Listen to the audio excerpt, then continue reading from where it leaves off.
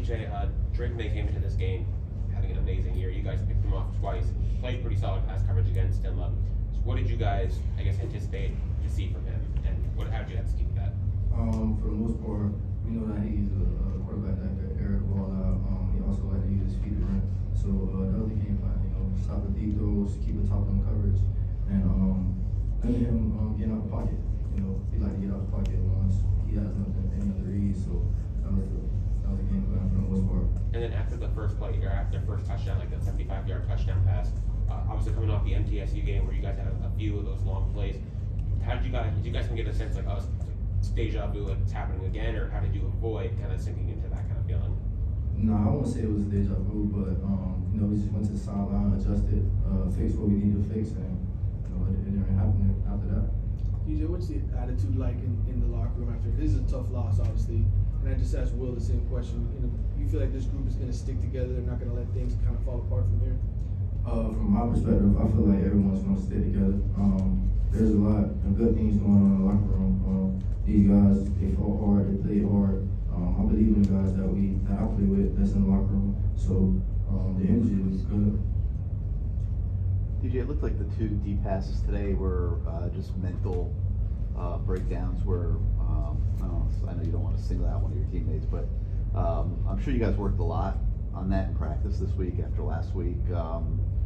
What was the feeling when those two plays happened?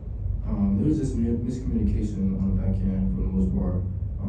Minus those two plays, I feel like we didn't really, we stopped what he do most. So that was pretty much it. We did go over those plays in practice, but a lot of things happened in the game, and it was just a mental error. DJ, obviously, moral victories don't really mean much, but I mean, the fact that you guys were able to not fall that far behind, stuck with them, fought back there at the end, what does that say about the team in general? It says that the team is a very hard-working team. They're resilient. They always fight back. I feel like the team really showed that the heart that they got, being down, coming into halftime, then coming out of halftime and fight back for a win. That's just amazing. Some teams would have probably gave up, but I know the guys that are in the locker room, they'll fight to the end. DJ, when you had that difficult loss to Middle Tennessee State leading up to this week, what was it like during that 2 weeks, and how hard did Coach push you to get to a point where you had a pretty respectable effort against a North Carolina team? Yeah, we just came in back to work. For the most part, came in prepared for North Carolina.